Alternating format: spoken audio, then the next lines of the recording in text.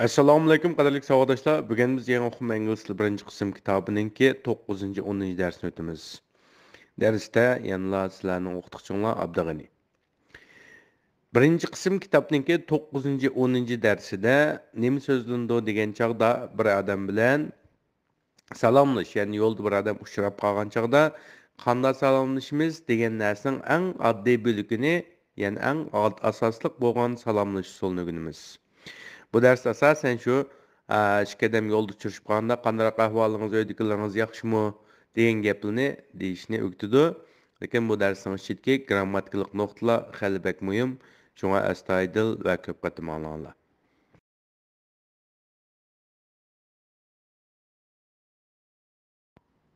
Bizning har qatimliq darsimizga o'xshashlam ikki darsning so'zliklarini bir aqlam avval o'rganib o'tamiz. Uningdan keyin 9-cı ders va 10-cı darsninki teksti, asosan qo'sh nomerlik dars tekstlari faqat mashq darsi dedik bu. Shuni o'rganib o'tamiz. Avval 9-cı darsning so'zliklariga qarab boqaylik. 9-cı darsning birinchi so'zi. Bu so'zlikning birinchi tovushi nima ekan? Bir havo ekan. Hqa ini qo'sa h. H. Aykenimken lken, lga qo'shimsiz tovush ovni qo'shsak low, hello. Hem urg'una deyken l deyken, shunga hello, hello. H deganni tuyan olsizlar, hello. Hello deganni balkim nurg'unlar bilsizlar, hello deydi, hello mu deydi degandek. Buni o'lchamlik o'qishimken hello, hello, hello. Hello degan yaxshimisiz degan gap. Tonish yaqin yo'riqlarga qilingan hello, yaxshimisiz. Ikkinchi so'zning birinchi tovushi nima ekan? Yana ekan. Qa ayni qo'shsak hi, hi. Hi degan, yani qo'shimsiz tovush ekan.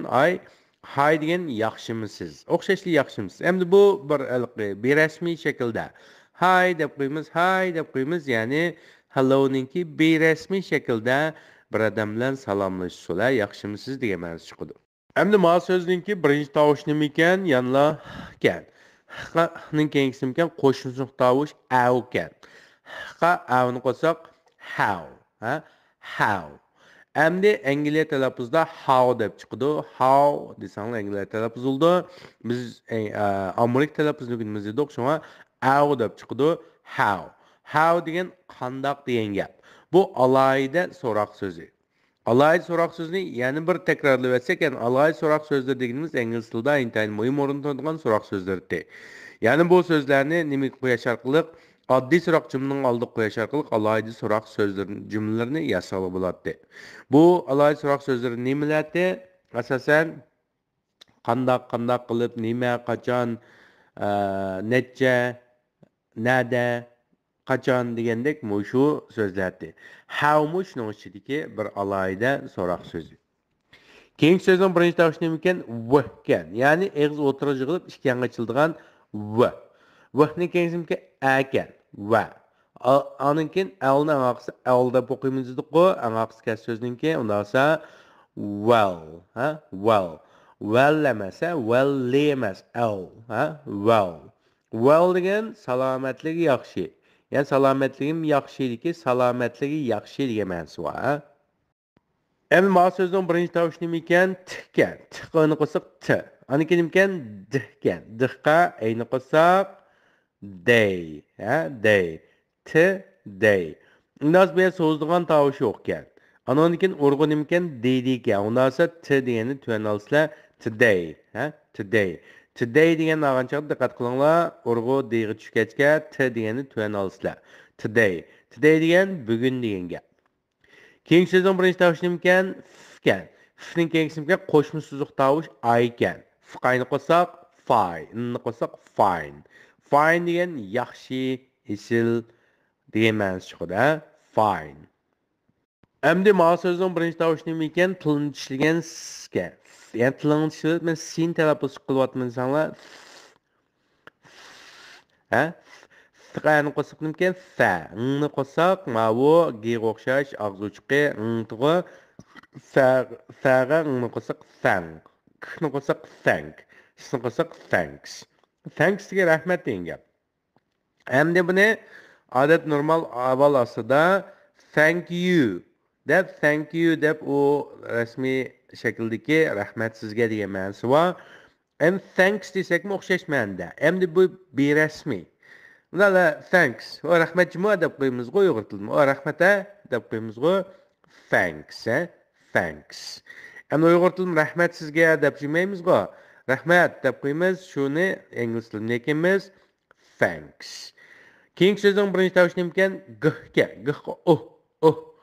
Bir og'zimizdan chiqdi. Deb bir alqi erib qolgan chog'da deb bir og'zimiz chiqishni deb qo'ydik. De. G'ga ni qo'shsak g. Dni qo'shsak good. Good.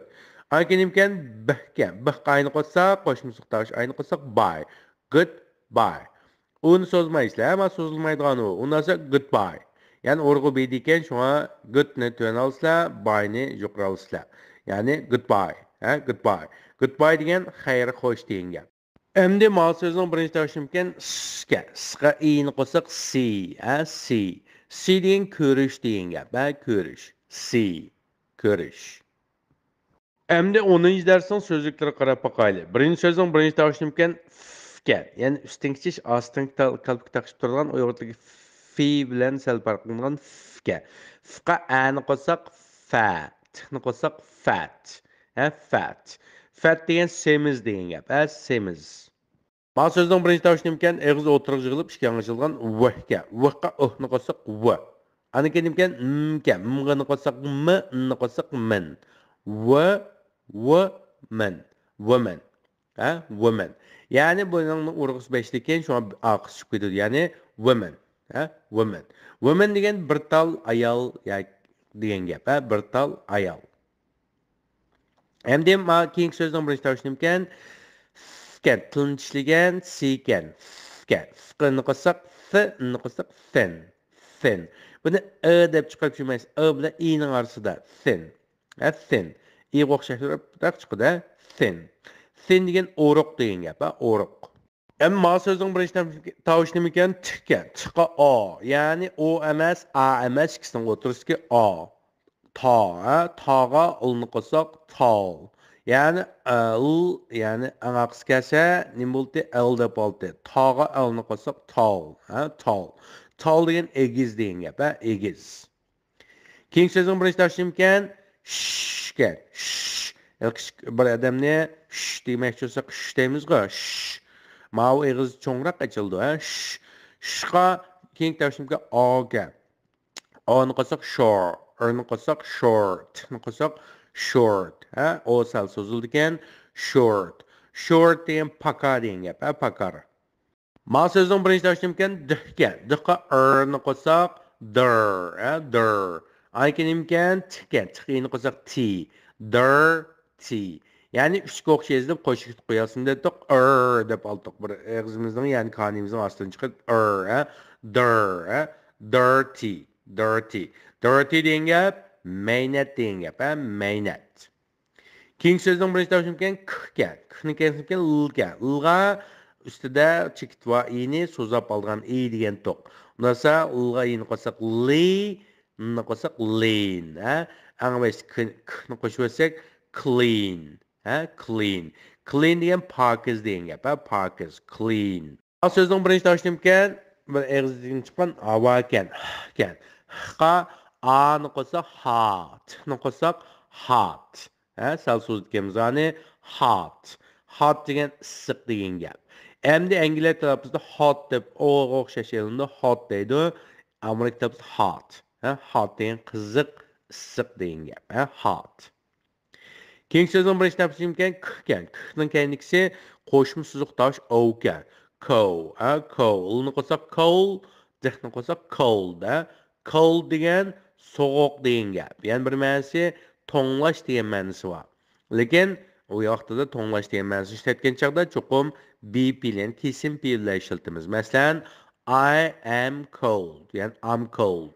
Men to'nglab ketdim degan gap. To'nglash, so'g'uq degan ma'nosi bor. Ma so'zning birinchi tovushi ekan o'kan. O'g'ilni qo'shsak old. Jahni qo'shsak old. Old degan gap qari degan gap, qari degan gap. Ingliz tilida old deb chiqadi, Amerika tilida o to'liq chiqadi. Old degan qari. Endi keyingi so'zning birinchi tavsiya ekan yi ekan. Yig'ani qo'sak ya, uni qo'sak yang. Ya'ni ma a cho'ng yozish a o'xshash yozilsa, buni so'zmaymiz, ha. Ya'ni kichik yozish yozilib qo'shchik qo'yilsa so'zimiz, bo'lmasa cho'ng yozishni so'zmaymiz. Yang, ha, naytiz olasizlar. Yang. Yang degan yosh degan gap, ha, yosh. Qeri yoshdiki yosh, ha, yosh. Ma so'zning birinchi tavsiya ekan b ekan. B-ni qo'sak b. Ana keyin zizken, zizgini qo'sak zi. Yani ma üstek çekti qo'ygan so'zimiz dedik qo'y. Busy, ha, busy. Busy degan gap oldirash degan gap. Ha, urug' besh degan shunga busy, ha, busy. Busy degan gap oldirash degan gap. Ve ma so'zning birinchi tavsiya ekan lka, lg'ini qo'sak lay. Ana keyin imkonla zika, undan lazy. Yani bu so'zga yo'qken shunga urug' besh degan, shuni deb olganmiz. Lazy. Ha? Lazy. Lazy degan gap o'rin degan gap, ha, o'rin. Endi 9-10 darsning hamma so'zliklarining o'qilishi. Hello. Yaxshimisiz? Hi. Yaxshimisiz? How? Qandaq? Well. Salomatligi yaxshi. Yaxshi. Today. Bugun. Fine. Yaxshi. Thanks. Rahmat. Goodbye. Xayr xo'sh. See. Ko'rish. Fat. Semiz. Women. Ayol. Thin. O'riq. Tall. Egiz. Short. Pakar. Dirty. Mehnat. Clean. Pokiz. Hot. Issiq. Qiziq. Cold. Soğuk. Tonlash. Old. Qeri. Young. Yosh. Busy. Oldirash. Lazy. O'rin. Hello. Hi. How. Well. Today. Fine. Thanks. Goodbye. See. Fat. Women. Thin. Tall. Short. Dirty. Clean. Hot. Cold. Old. Young. Busy. Lazy. Endi 9 darsning tekstik mandalı qarab boqaylik. Bir Steven bilan Helen degan ikki odam, ya'ni Steven degan ayol kishi bo'ldi, Helen degan ayol kishi bo'ldi. Ular yo'lda uchrashib qoladi. Uchrashib qolgandan keyin bir-birsiga salom qiladi. Steven deydi va "Hello Helen." "Hi Steven." Yaxshimisan Helen desa, "Yaxshimisiz Steven" deydi. "How are you today?" Bugun qandayroq ahvolingiz deydi. "I'm very well." Men bek yaxshi. "Thank you." Rahmat sizga. "And you?" Sizchu? Yani ağız tilida and you deymiz, ha. Yani naytsiz chiqishi and you deymiz ham bo'ldi, ha. And you? "I'm fine. Thanks." Men bek yaxshi, rahmat sizga deydi. "How's Tony?" Tony qandayroq? Tony degan ayolning yo'ldoshi yoki bir narsa bo'lishi mumkin. "He's fine. Thanks." U bo'lsa bek yaxshi. U yaxshi turyapti, rahmat deydi. "How's Emma?" Emma degan ma Steven degan odamning ayoli bo'lishi mumkin. Emma qandayroq deydi. "She's very well." She's very well. U nayt yaxshi turyapti. Tu.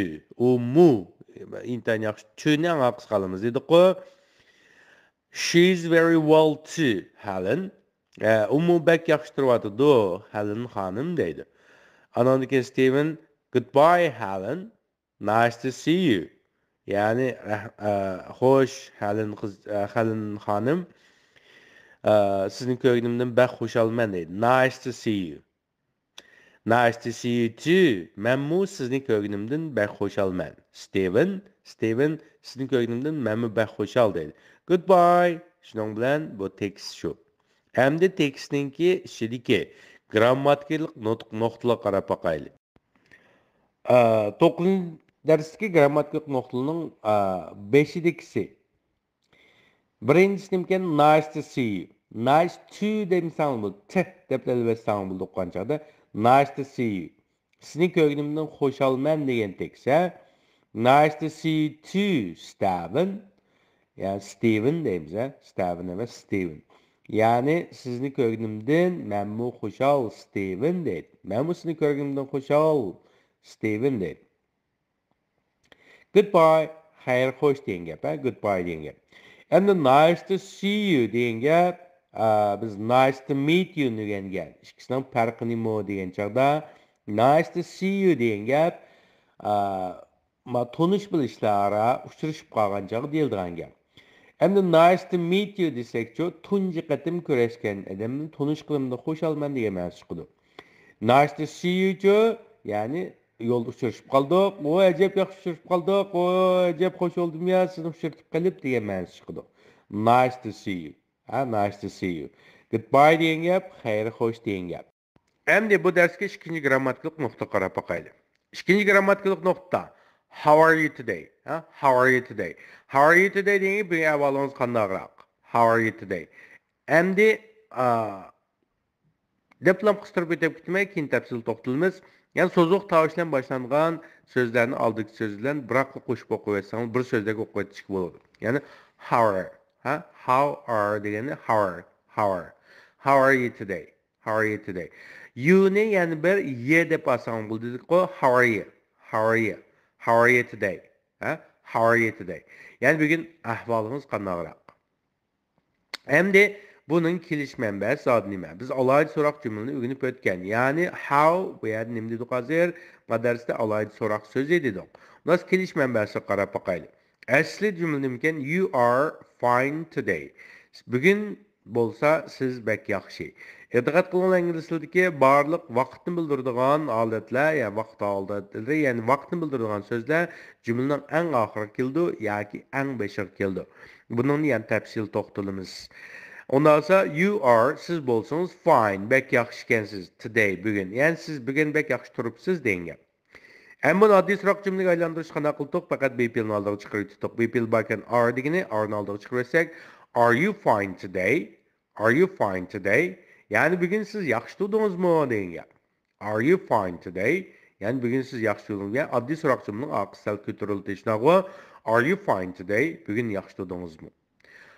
Anondan keyin bu oddiy so'roq jumla bo'ldi. Oddiy so'roq jumlaning oldiga nimani qo'yish bo'ldi? Alohida so'roq so'zlarini qo'yish bo'ldi. Masalan, how'ni biz nima dedik? Alohida so'roq so'z dedik.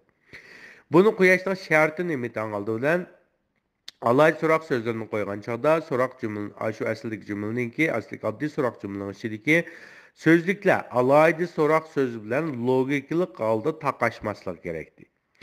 Unda bo'lsa how'ni oldiga qo'yib baqsaq, how are you fine today? Ha? How are you fine today? How are you fine today degan nima bo'lib qoldi? Ya'ni bugun siz yaxshi, bugun siz qandaqroq yaxshi degan gap bo'lib qoldi. Shunga fine bilan nima taqishib ekan? How, qandaq degan taqishib ekan. Fine ni tashib esa qag'ayri shu pet keldi. How are you today? How are you today degan gap bugun siz qandaqroq? Siz bugun qandaqroq degan gap. Xo'sh, unda bo'lsa buning kelish manbasi yanlar shunday ekan. Ya'ni biz o'rgangan qoida bo'yicha oddiy so'roq jumla yasab, uning oldiga alohida so'roq so'zlarini qo'ysanglar, alohida so'roq jumlasi bo'ldi ekan. Faqat alohida so'roq so'zi bilan taqishadigan jumla bo'ligini tashib etsanglar bo'ldi ekan. Taqashmiz shu pet qo'ysanglar bo'ldi ekan. Tekstda yana bir alohida so'roq so'zi jumlasi bor. Ya'ni how's Tony? How's Tony? Tony qandaqroq degan ma'no chiqdi. Endi buning kelish manbasi nima? Ko'rib boqaylik. Tony is fine. Tony bo'lsa bak yaxshi turibdi, yaxshi.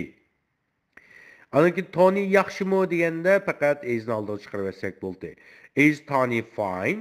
Is Tony fine? Tony yaxshimi? Yaxshi turibdi degan ma'no chiqdi. Unda biz bundan oldiga alohida so'roq so'zi how'ni qo'yib boqaylik. How is Tony fine?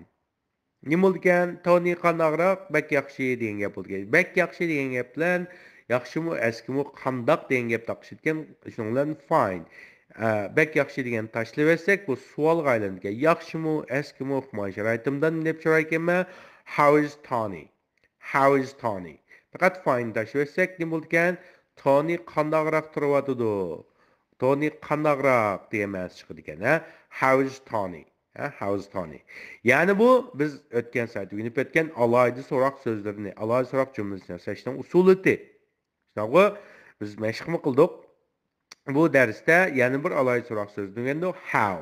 How'ni har qanday oddiy so'roq jumla oldi qo'ysangiz bo'ldi. Faqat logikalik holda jumlaning ichidagi bo'laklarga taqashmaslik kerak yoki butkul jumla logikalik masala bo'lmasligi kerak. Ya'ni butkul jumlada alayda so'roqda, ya'ni alayda so'roq jumlada logikalik masala bo'lmasligi kerak. Masalan, Tony qandaqroq uyang nerede deb manda chiqmaslik kerak degan gap. Bundan sonra how's Tony degan gapning kelish manbasini biz hozir o'rgandik. Ya'ni bu nimdan kelibdi? Tony is fine, is Tony fine, how's Tony? How's Tony? How's Tony degan gap Tony qandaqroq turibdi degan ma'nosi chiqadi. Endi biz shu bir necha darsning jarayonida bir necha yaxshi degan ma'nosi va narsa chiqib qoldi. Masalan, good dedik, good morning, good yaxshi dedik, fine chiqdi, yaxshi, well chiqdi, esil yaxshi, nice chiqdi, esil yaxshi. Bu so'zdan zot qanday farqlantirim, qaysini ishiltima degan ma'nosida men hozirroq gapirman, eson tutib olsanglar bo'ldi. Good degan gap o'rni ishiltish ma'nosi bir qadar kengri. Har qanday narsaninki yak odamning sifatining yoki boshqa jihatdagi alohidlikning yaxshiligini ko'rsatadi. Masalan, good house, yaxshi bir uy, good wife, yaxshi bir xotin, ayol yoki good time, intayin yaxshi vaqt degandek. And fine ko'pincha avvalosida ma'lum narsaning sifatining yaxshiligini yoki ma'lum odamning sog'lomligining yaxshiligini ko'rsatadi. Narsaning sifatining yaxshiligi yoki odamning sog'lomligining yaxshiligini. Ya'ni birisi havoning yaxshiligi qartildi. Masalan, it's a fine day today.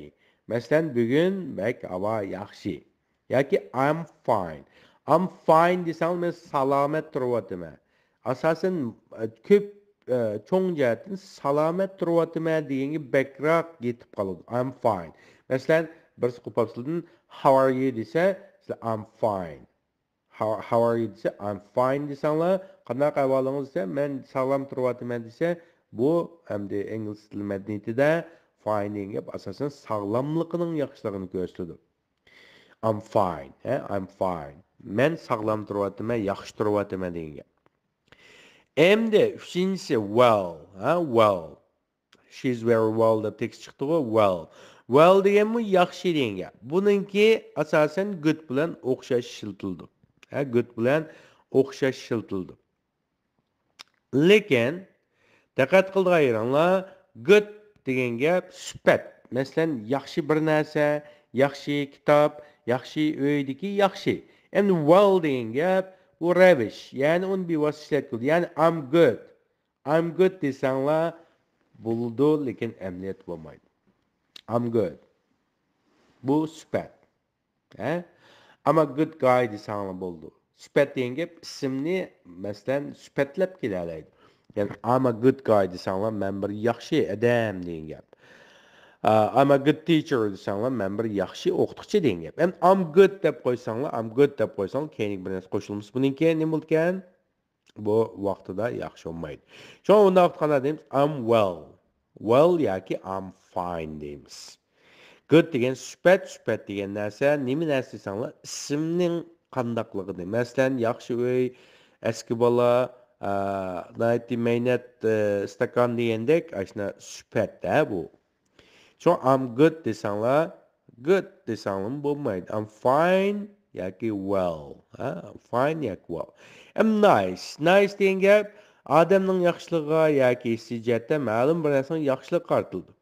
Yoki tarjima qanchaqda go'zal, illiq, mezlik, ko'ngillik degandek narsani bildiradi. Masalan, nice food.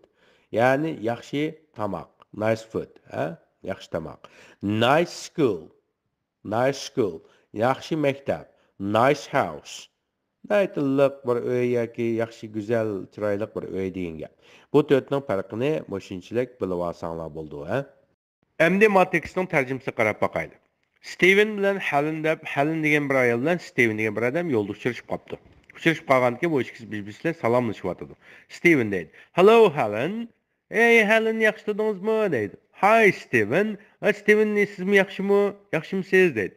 "How are you today?" "Bugun qanaqroq tursiz?" "Qanaqroq" degan deydi. "Yaxshi turdingizmi?" degan deydi. Yani demek bir yerde biz öğrenip ettik yani how are you today'in kelişmen bahsini. How are you today degenin buldu yani how you are fine today, are you fine today, how are you today degan kelgan. Yani siz birga yaxshi turibsiz, siz birga yaxshi turyapsizsiz, bugun qanaqroq turyapsiz. Qandaq degan alohida so'roq so'zdi. Biz buni grammatikada deb oldik. I'm very well, thank you. Men bek yaxshi turyapman. Rahmat. And you, sizchu, and you degan gap, sizchu degan gap. Uyg'ur tilidagi. Sizchu desaydi, I'm fine, thanks. Men yaxshi turyapman. Rahmat deydi. Anki Steven deydi, how's Tony? How's Tony? How's Tony degan gap, Tony qanaqroq? Asli kelishman baslimda Tony is fine, Tony yaxshi turyapti. Is Tony fine? Tony yaxshi turyapti. How's Tony? How's Tony degan gap, Tony degan shu ayolniki bir buni yoki yo'ldoshi yoki aksi yoki inisi yoki radis degandek bir tonish o'xshaydi bu yerda aniq uchur yo'q, lekin how's Tony degan gap shu ayolning bir narsasi, bir adami. How's Tony degan gap, Tony qanaqroq deydi. He's fine, thanks. U yaxshi turyapti dedi. How's Emma? Emma-chu. How's Emma? Emma qanaqroq turyapti dedi. She's very well. She's very well. U bo'lsa bak yaxshi turyapti. Chu. U mu. Chu degan mu degan ma'no chiqadi-ku, jumla qisib qo'ydik. Umum bak yaxshi turyapti. Helen umu yaxshi turyapti dedi. Aka Stevenimne goodbye Helen. Goodbye Helen. Helen xo'sh deydi va Helen xo'sh deydi. Endi 9-dars tekstining o'qilishi. Tekstni o'qib bergan chaqda men 3 qatim o'qib beraman. Asta suratda bir qatim, siz talaffuzni qilgan chaqda sizlarga o'xshash qilsam bo'ldi. Yani asta bir o'qiysizlar, tez o'qiysizlar, asta yodlaysizlar, ha. 9-darsning tekstni o'qilishi. Tekstniki eng asta o'qilishi. Hello Helen. Hi Steven. How are you today? I'm very well, thank you. And you? I'm fine, thanks. How is Tony? He's fine, thanks. How's Emma? She's very well, too, Helen. Goodbye, Helen. Nice to see you. Nice to see you too, Steven. Goodbye. Endi normal suratda o'qilishi. Hello, Helen. Hi, Steven. How are you today? I'm very well, thank you. And you? I'm fine, thanks. How's Tony? He's fine, thanks. How's Emma? She's very well too, Helen. Goodbye, Helen. Nice to see you. Nice to see you too, Steven. Goodbye. Endi tekstning tez suratda o'qilishi. Hello, Helen. Hi, Steven. How are you today? I'm very well, thank you. And you? I'm fine, thanks. How's Tony? He's fine, thanks. How's Emma? She's very well too, Helen. Goodbye, Helen. Nice to see you. Nice to see you too, Steven. Goodbye. Endi 10-darsdagi bu mashq darsida asosan biz sifatlarni, ya'ni urug', semiz, egiz, paka degandek, maynat, pokiz degandek sifatlarni o'rganib o'tdik. Shuni nima qilamiz? Look at. Look at degan gap qarang degan gap. Look at. Ma'lum bir narsaga look at deymiz. Look at palonchi, masalan, look at that girl. Qarang qiz bolaga qarang degan ma'no. Look at. Endi bir qatim o'qib beraman, sizlar yezib olsangiz bo'ldi, daftaringizga yezib shu sifatlarni o'rgansanglar bo'ldi, ha. Yani 10-darsning tekstida look at. Yani bunda bir odamni ko'rdi, qarang demajab semizga, o'roqqa, egizgan, pakarkan, maynatgan, pokizgan, to'nglab ketibdi, o'sib ketibdi degan tekstsa. Undan so'ng men bir qatim o'qib beraman, siz daftarga ko'chirib yozsizlar. 11-da bir semiz bir odamni ko'ribdi, mana deydi. Qarang odamga, nim degan semiz deydi. Look at that man. He's fat. Yani qarang odamga u bak semizgan. 12-da deydi, ayol qarang bak o'riqgan. Look at that woman. She's thin. Yani bak o'riqgan. 13-da deydi, look at that policeman. Yani u soqchi qarang. He's tall. U bek egizken. 14-sini deydi, ayol saqchi qarang, u bek pakaken. Look at that policewoman. She's short. 15-sini deydi, u rimnichi qarang, bek mayna top ketibdi. Look at that mechanic. He's dirty. 16-sini deydi, u sestra qarang, bek pakizken. Look at that nurse. She's clean. Anikin deydi, Steven qarang, u bek isib ketibdi. Look at Steven. He's hot. Bek isib ketibdi, talab ketibdi. Anki Emma qarang, bek to'nglab ketibdi. Look at Emma. She's cold. U bo'lsa, bek to'nglab ketibdi. 19-sini deydi, u süt to'shig'i qarang, bu bek qerib ketibdi. Look at that milkman. He's old. 20-sini deydi, u aeroplan kutkisi qarang, bek yoshkan. Look at that air hostess. She's young. 21-sini deydi, look at that hairdresser. He's busy. U satrach qarang, u bek oldirashgan. Eng aqisini deydi, u ayolaya qarang, bek o'ringan. Look at that housewife. She's lazy. Endi men bir o'qib birma, sizlar cho'qim ko'p qatim o'qib, shu bo'yicha mashq qilsizlar. Look at that man. He's fat. Look at that woman. She's thin. Look at that policeman. He's tall. Look at that policewoman. She's short. Look at that mechanic. He's dirty. Look at that nurse. She's clean. Look at Steven. He's hot. Look at Emma. She's cold. Look at that milkman. He's old. Look at that air hostess. She's young. Look at that hairdresser. He's busy. Look at that housewife. She's lazy. Şunun bilan bizningki 9-10 darsimiz müşahada axırlaşdı. Savoqdaşlar, yana deymiz, yani bizning topshiriq nayt aniq. Tekstni eng kam dengib majburiy holda 2 qatim ko'chirib yozsizlar. So'zlikning har birisini 10 qatim ko'chirib yozsizlar. Yani bir talab, so'zlikni ko'chirib yozgan chaqda yoki tekstni ko'chirib yozgan chaqda cho'qim og'zingizdan talaffuz ullik ovozda chiqib turishi kerak. Masalan, busy degan yozdinglar, busy deb necha qatim deyishingiz kerak. Fat deb yozyapsizlar, fat deb cho'qim chiqish kerak. Chunki muskul bo'shimisa ba'zi talaffuzlarni ololmaysizlar. Shunga hammanglarning mush vaqti xayrlik bo'lsin. Darslarni yaxshi ko'ringlar. Mashq darsida ko'rishaylik. Allohga omonat.